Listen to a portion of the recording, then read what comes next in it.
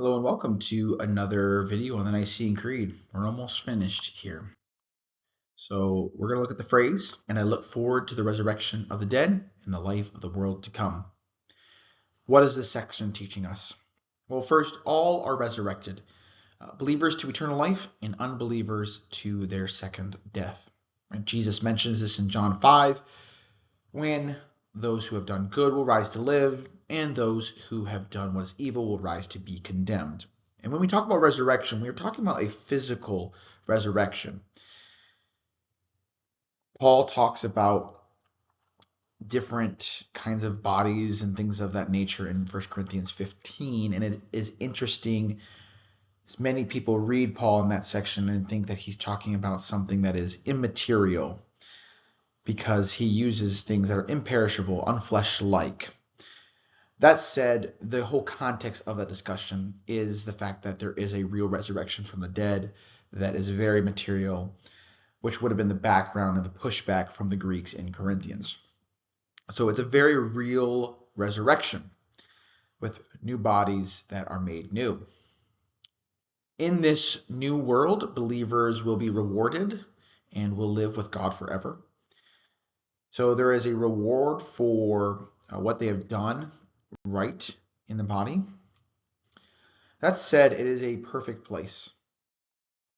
Believers will live in a world where heaven and earth are one.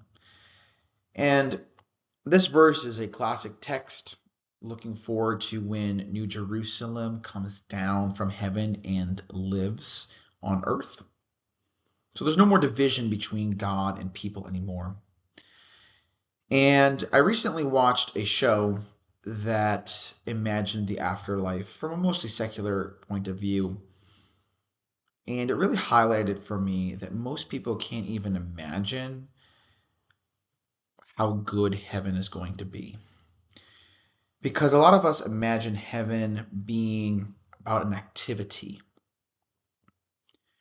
whereas heaven is the moment, and I should say the new earth, are those moments that we feel completely loved by God and completely rested in Him, where we don't need to do anything. We don't need to be anything. We just feel His love and enjoy that.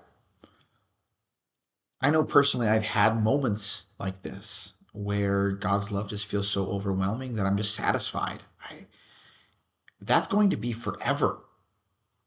And part of the good news is that that can actually start now as we fix our eyes on Jesus. But whatever we have now is just partial.